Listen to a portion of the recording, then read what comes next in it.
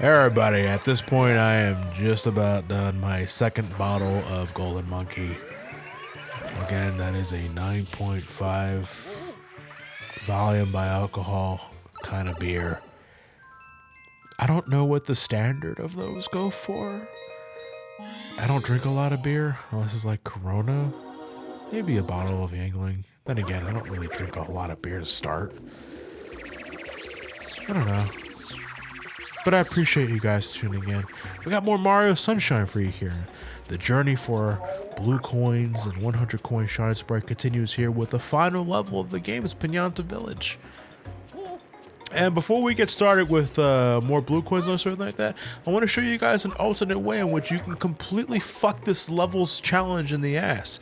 So you remember in the playthrough, I did the skip where I used damage frames or invincibility frames to like spin jump over the lava pool, did a dive bomb on top of mushrooms or sort of shit like that to get to Flood easily. Because the way you're supposed to play this level requires that you go underneath the level and climb all of the gates and the grates and the holes and shit to get to a section of the level that's not covered in lava at all, so you can get your Flood back and spray away the goopy inferno. But in addition to that one method that I demonstrated earlier, there's also this method, which is much easier to do. It's just not as fast if you're trying to speedrun the game. Then you're most likely using the damage boost from the wind enemies. But you can also do the tree method, where if you sidle along the cliff side here by slowly tilting the analog stick against the cliff side, Mario will hang on to the edge of the cliff. You can then shimmy your way to the other side of the tree. You can climb the tree with the spin jump. And then you can like long dive off of the palm leaf and safely land next to Flood. It is much easier to do than the shit I demonstrated earlier. So by all means, if you don't want to play this level as originally intended, do it that way. It's pretty fucking easy to do. John recommends, if you want to play this game at all. I mean, if you're just playing it normally, it's perfectly fine. Here, go at it. It's fine. It's great. Pinata Village as a whole, in terms of 100 coins and in terms of blue coins. Again, Pinata Village is not a very big level, so blue coins are not that hard to find. 100 coins are not that hard either. In fact, it's a pretty comfortable level, all things considered. They give you coins by the wazoo, as long as you know where to stand. Like, stand on top of the Pinata's nose and you get coins. Because that makes sense. As the shit like this. I guess they're trying to pay homage to 64. You know, which they kind of already did with the entryway to Noki Bay, where if you just stare at the sun, you get transported immediately. But in this game, you can also spray the moon with your Flood nozzle, and you get a blue coin. It's just... shit like that is what drives me. Speaking of a drink, a swig of beer to the moon that gave me a blue coin. He's such a nice guy.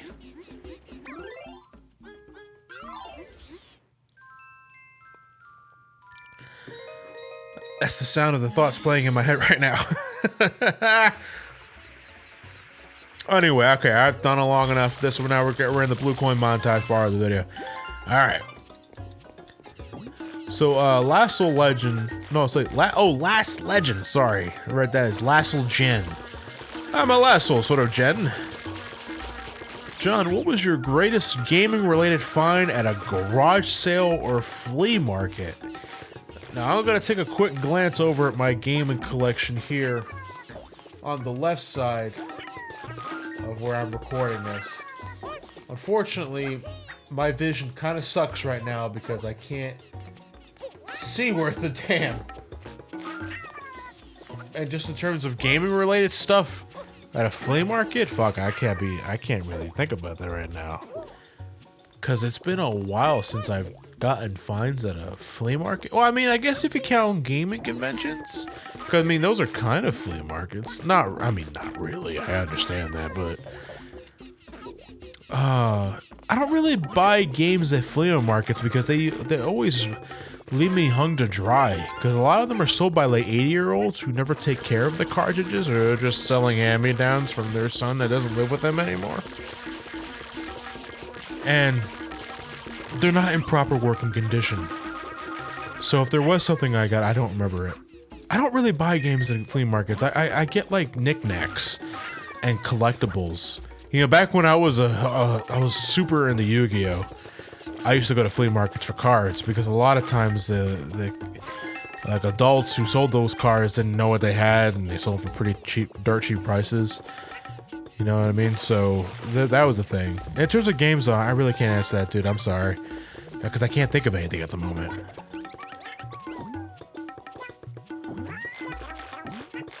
Anything works. As for the question, why do you guys always do RPGs post commentary, even with some that aren't difficult, i.e. Pokemon Generation 1? Honestly, is to cut back on grinding, and so the guys don't have to sit through. Here's the thing. With post commentary, you can edit past all of that needless fluff. I say as I'm collecting blue coins and collecting 100 coins for shine sprites. But with RPGs, they come with fluff inherently. You got grinding and all that sort of shit, or maybe you gotta collect 40 bare asses for that one piece of item that gives you an ultimate weapon, you know, as it goes. Now, with post-commentary, you can record those games at your leisure and edit all that shit out at any point, and you don't have to force your co-commentators to sit through that shit with you and waste their time, basically. Like, Matt and Elliot, if I'm in charge of recording an RPG, Matt and Elliot don't want to sit next to me as I grind goblins or other sort of shit. They got better things to do with their time. I'd rather I just go through the motions and edit all that out so that Matt and Elliot can just watch like actual gameplay and not needless shit I need to do just so I have a chance of defeating the Dark Wizard or some other shit like that. We approach RPGs post-commentary specifically to avoid that kind of issue. To make sure I'm not wasting too much of their time and your time by extension. That said, welcome to part 7 of this shit.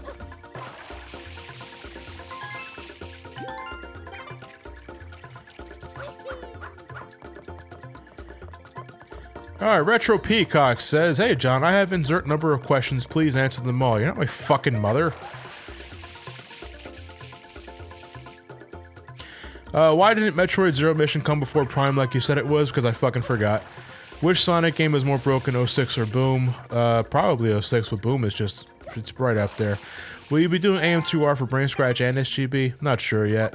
Did you know Samus is a woman? Not a serious question. I'm gonna answer it anyway. Yeah, I did. Favorite manga, anime series? I don't really have one at the moment. Can't answer that. Oh no, anime. It's probably Cowboy Bebop. Hashtag too many questions. Hey, thank you. Lego Man 13, I have no thoughts on the Infamous series, never really played it. Shattuck 1988 is asking, what was it like working at the zoo? So those who don't know, back when I was in high school in 10th grade, I volunteered for the Philadelphia Zoo. I was part of like the junior something program. Pretty much I spent a lot of time at the children's zoo section. And then when I wasn't there for the summer, during the fall and winter, I was attending a lot of the main sets, essentially, basically for entertainment purposes. You clean animal cages, you get to like hold a spider monkey here and there. I got to meet a lot of chinchillas and actual hedgehogs, which are nothing what Sonic the Hedgehog does, so you know, Sega's a bunch of rotten liars. But that was interesting. I want to say I didn't regret my time over there, except for the one afternoon where the Galapagos turtles were totally fucking. And they were really going at it. And the thing about Galapagos turtles is that they're loud. Like, they get really fucking loud when they're just going at it. And it's like, we're fucking and we want you guys to know that we're fucking. Continue on, honey. Let them know. Continue to suck. So that was interesting. And, you know, in terms of, like, it gave me a reason to get out of the house. I was close to the art museum, so I can always go there if in case I ended a shift early, you know, and it was pretty relaxing. I did a lot of stuff while I was at the zoo, besides tending animals and cleaning up after them, unfortunately. I also, like, took care of, like, the greenhouses that were there. The folks there were so nice. And it was just a good experience. I didn't get paid for any of it, but I got a you know, we're taken to a trip to Rhode Island. We went to their zoo, which is much nicer than Philadelphia, for the record. And it was just it was a nice experience, one that I'm glad I said I did in my life. You know, you should always try and fill your life with a lot of experiences. Don't sit in your house all fucking day and wondering what went wrong. Get out and do something if you have the time to do it, and if you got the money to do so. If not, then no. I guess you can draw a picture of Africa. Yeah, it's close enough. I've been to Africa. The drawing says so.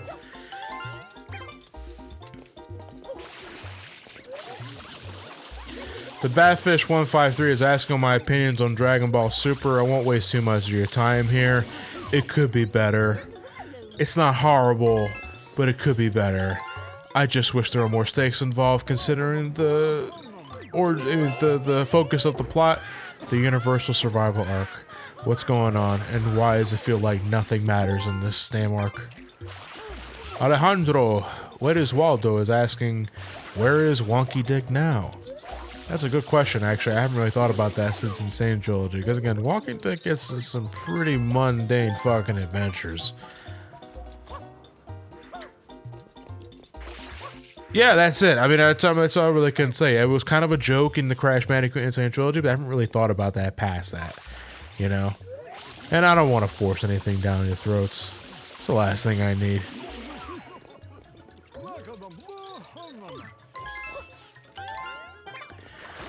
Trey Shod Styles asks, will you ever explore the Call of Duty series campaign story mode? If I'm gonna do that, it'll be with Mark, because he'd be more at that than I would. I played a lot of Call of Duty a long time ago, especially with like Modern Warfare 2. Oh man, I played the hell out of that game. That's about it though, in terms of like Call of Duty games that I put a lot of time and effort into. It started and ended with that one. I played a lot more since then, but not as much as Modern Warfare 2. I wouldn't be against the idea, but it would have to be with Mark, because I feel we can probably talk a lot of shit with that sort of thing.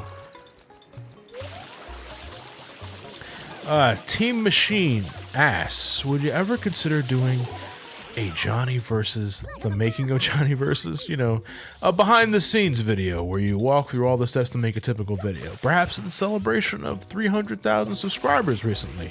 I've been thinking about that, Team Machine, actually. Like, in celebration of hitting that milestone, I was thinking of, well, not so much like behind the scenes, more about reflecting on my channel's history, because in March of next year, 2018, my channel's going to be 10 years old. 10 fucking years of Some Call Me Johnny, and that is absurd. But I would love to do like a little video, just reflection on how the channel got started, like what I think about some of my older videos and other shit like that, and all that kind of stuff. I would love doing it, because you're not the only person that asked that. I get that question every time to time, and I think it'd be nice to follow up on that for the 10-year anniversary next year. We'll see what happens. We'll never know.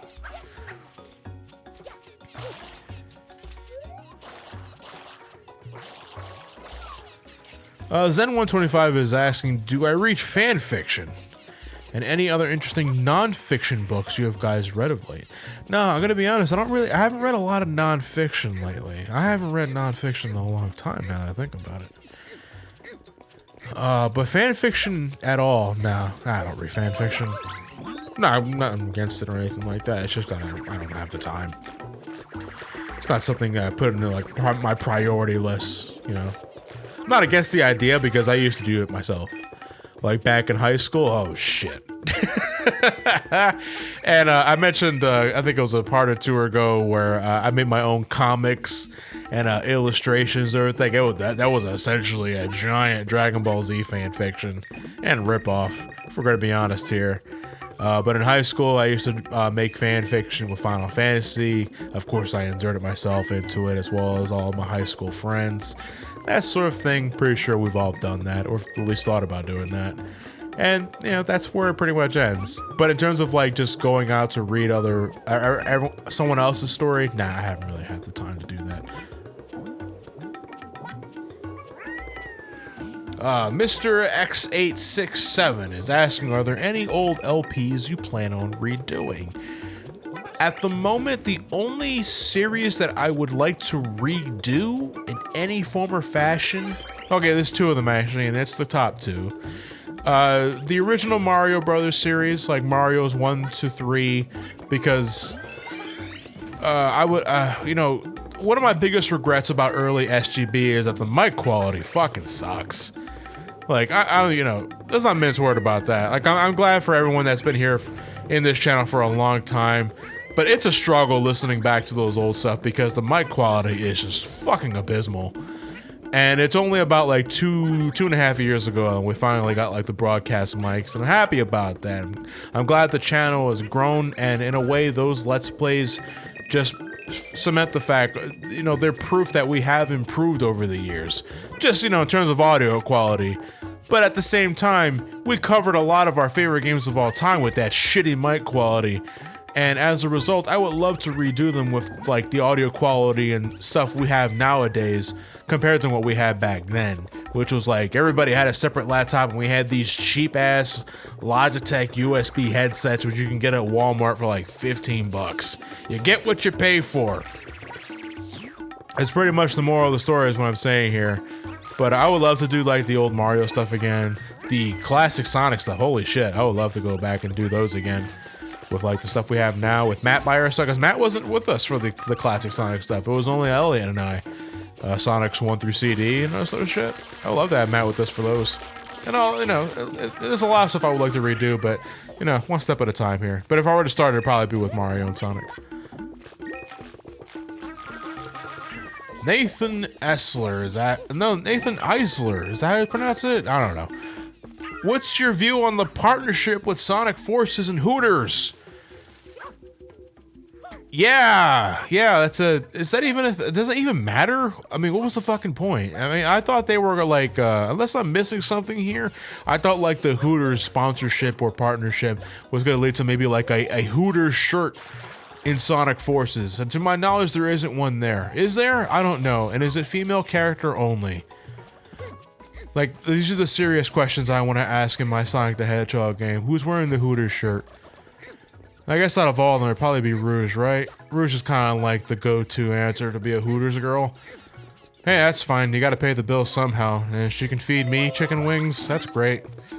I like chicken wings. Alright, hold on a second. I'm scrolling through the comments here. There's a whole lot of them. I haven't even covered half of these questions. You guys are so thought-provoking. No, I did not cancel the Sonic Hacker contest. I don't even know how the fuck that joke got started. Tomas Aredia? Is that how you pronounce it? Question for Johnny for the Q&A. I noticed you mentioned WWE a lot in your playthroughs. Are you a WWE fan? If so, what are some of your favorite wrestlers and what do you think of the current product? Oh fuck, I only have like 20 seconds left in this video to answer that. Shit. Fuck. Yeah, I'm a WWE fan. I was a huge WWF fan in the late 90s, early 2000s. I mean, I was a pretty religious wrestling fan back then. I was also it's kind of into WCW too before it kind of fell off the face of the earth. But I'm very on and off with the shows now. I don't watch a whole lot of Raw or SmackDown. I pretty much just stay with the pay-per-views, and hopefully that's enough. And most of the time it is, because story is not really a thing they do anymore for the current product, and that's a problem because I feel they could be booking a lot of the talent in a better way to make me more excited and make me give a shit about them. You know, because I go back to old clips of the Attitude Era and Ruthless Aggression Era, and it's just a totally different atmosphere and energy from before. You know, the crowd's into like every single fucking match, and nowadays it's more about what are the audience gonna chant nowadays. And I think it's like that because they're bored. I think it's because they're not entirely a fan of what they see in that ring. So I would love to see them improve in writing, but I don't know. It feels like they're not very interested in doing that anytime soon, just to put that very shortly. I'm still an on and off fan with them, but I was a huge fucking mark in the late 90s. Anyway, so that's it. I mean, we're done with the levels, but we still have Al Delfino. So I'll catch you guys next part with the finale of, well, not the finale, but it's the last part of the blue coins and 100 coin mission. Whew, we're almost done here. Bear with me, it's a little longer. You guys have been a wonderful audience. I'll see you guys next time.